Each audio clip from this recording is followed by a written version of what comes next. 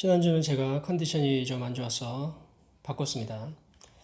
여차차에서 뉴질랜드로 다시 돌아와서 아주 기쁩니다. 주위에서 그것도 바로 옆집 우리 동네에서 피해를 많이 입은 것을 보니 마음이 상당히 안 좋았습니다. 가구들이 많이 밖으로 나와 있는 집들이 상당히 보이더라고요. 지대가 좀 낮은 집들이죠. 저희는 피해는 없었지만 천장에 물 떨어지는 문제는 조금 있지요. 네, 렌트비 안 올리고 뭐 받쳐놓고 살아가라는 의미로 이해하고 살고 있습니다. 우습긴 합니다만요. 자, 오늘은 전에 하다만 장을 보겠습니다. 유교병까지를 얘기했고요. 화목제의 규례를 쭉 이어갑니다. 14절부터입니다. 그 전체 예물 중에서 하나씩 여호와께 거제로 드리고 그것을 화목제의 피를 뿌린 제사장들에게 돌릴지니라. 거제라는 것은 제사의 한 방법으로 하나님 앞에서 제물을 상하로 올렸다 내리는 것을 말합니다. 거수할 때도 이 거자 한자 거자 거수할 때 쓰는 거자를 쓰죠.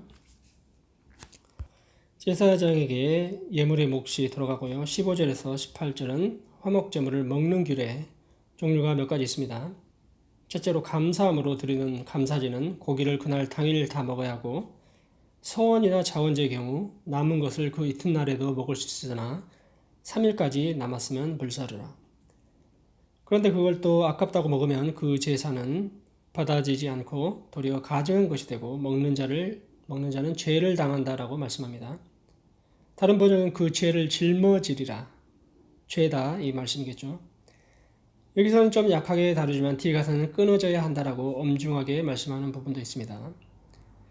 이처럼 하나님의 말씀을 절대 가볍게 보아서는 안 되죠. 그렇게 취급해서는 안 된다는 겁니다. 그 말씀대로 즐거이 순종할 때 아버지의 마음을 잘 헤아리고 반응할 때 복이 우리에게 임할 줄 믿습니다. 불태워서 없애버리라. 근데 아깝잖아요. 잘 선선한데 보관하면 되지 않을까. 일단 냉장고가 없었겠죠. 따로 보관했으면 모르겠지만 먹다가 남은 거 침이라도 좀 튀었나? 침 튀면 좀 변하지 않을까? 손도 닿고 바이러스며 나름대로 상상을 해봤습니다. 무슨 음식이든 오래 두면 안 좋겠지만요. 어떤 주석에는 받쳐진 성물에 대한 존중 사상에 근거를 두고 있다고 얘기를 합니다. 버리라고 했는데 안 버린 것도 벌써 마음의 말씀에 대한 존중이 아니겠죠. 아버지의 마음과 하나가 될 때, 아버지의 마음에 합하게 될 때, 그 뜻을 완전히 행하지 못해도, 그 의지가 있을 때 좀 부족해도, 다 아시잖아요. 예수님이 더 잘 아시죠. 우리가 죄 가운데 있어도, 연약해도, 또 넘어졌다는 것을 다 아시죠. 예수님은 사람의 모든 것을 경험해 보셨잖아요. 그래서 우리 주 예수 이름 붙잡고 지성소로 나아가서 아버지를 뵐 수 있는 것입니다. 19절입니다. 그 고기가 부정한 물건에 접촉되었으면 먹지 말고 불사를 것이라. 그 고기는 깨끗한 자만 먹을 것이니 만일 누구든지 부정한 것, 곧 사람의 부정이나 부정한 짐승이나 부정하고 가증한 아무 물건이든지 만지고 여호와께 속한 화목제 희생의 고기를 먹으면 그 사람도 자기 백성 중에서 끊쳐지리라.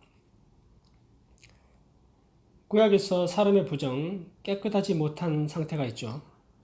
문둥병자부터 해서 심지어 여성의 월경하는 것까지 부정하다고 얘기하고요. 부정한 짐승과도 접촉한 사람은 화목제의 고기를 먹을 수가 없었습니다.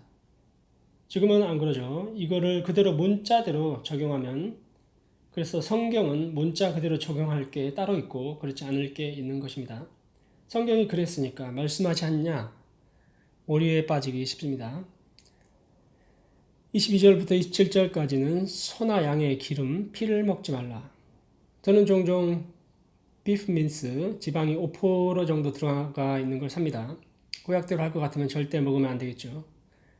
뭐 기름이 아예 안 들어간 거를 사고 싶은데 그런 게 잘 없어요. 기름이 안 들어간 걸 사가지고 갈아가지고 식물성 기름을 넣고 조리하고 싶긴 하지만 그러면 일이 많아지죠. 해보긴 했습니다만 그 정도 5% 정도 먹는 것은 몸도 적응을 하겠다는 생각이 들죠. 언제까지나도 우리 몸이 과도한 상태로 갈 때 문제가 발생하는 것 같습니다. 각별히 24절에 스스로 죽은 것이나 찢긴 것 이런 것은 상식적으로 바이러스에 많이 노출됐으니 위험하겠죠. 그리고 백성 중에서 끊쳐진다라는 말은 예배 자리로 못 올 수 있게 한다는 이 말씀이고요. 초대교회에서도 계속 그러한 정신이 있었습니다. 끊쳐지게 아예 예배 못 나오게 퇴출시키는 그런 제도도 있었죠.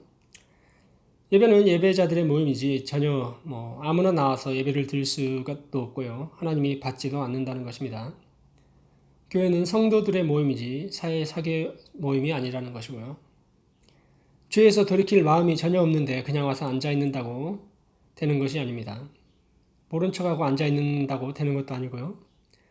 심령을 모두 다 헤아리고 계시는 주님 앞에 그 어떤 일말의 죄성이라도 내려놓고 죄에서 자유하게 되시기를 바랍니다. 마지막으로 28절에서 38절까지는 여호와께 드리는 것과 제사장에게로 돌아가는 것입니다. 기름은 항상 여호와께 돌아갔죠. 여기서는 더 추가된 게 가슴을 가져오라고 하는데 뼈를 포함한 앞가슴 전체를 얘기합니다. 요제, 이 요제는 흔들어서 바치는 제사의 일종이고 가슴은 그리고 아론과 그 자손들에게 돌아갑니다. 제사 드리고 난 후에 38절에 우편 뒷다리도 가져갑니다. 그것을 소득으로 삼은 것이라 했죠. 이게 제사장의 제사 제도가 지속된 날까지 받을 영원한 소득이라고 말씀했습니다. 여기까지가 모든 제사의 규례입니다. 이처럼 신정 시대에는 제사장이나 레위인들이 받을 몫이 있었고 또 체제가 유지되게 하는 게 11조였고 또 이렇게 여러 모양으로 공급을 받았습니다. 신약에 와서도 원리는 같겠지만 좀 더 다른 모양으로 나타나고 있습니다. 예를 들어 신정시대는 11조 자체가 세금까지를 포함하는 거였는데 지금은 정부기관에다가 세금을 따로 내고 있죠. 오래전에 신학교에서 신학교에서 질문했습니다. 11조가 지금도 유효하냐? 그때 당시 제가 영어를 다 못 알아먹어서인지 잘은 못 알아들었는데 결론 부분이 생각이 나요. 이 은혜의 시대에 와서 11조는 아무것도 아니다. 10의 2조, 3조까지라도 들여서 교회는 유지되어야 하고 하나님 나라는 확장되어야 한다라고 말씀하는 걸 들었습니다. 어제도 오늘도 우리는 뉴스 속에서 사건, 사고만을 접합니다. 터키 시리아에 지진이 있었고 피해가 아주 많습니다. 앞으로도 계속 이럴 거다. 과학자들이 얘기하지 않습니까? 성경도 말씀합니다. 그래서 우리는 오직 십자가만을 붙들고 깨어서 기도하면서 주의 뜻을 이루어가는 이 저녁 되기를 기도드립니다.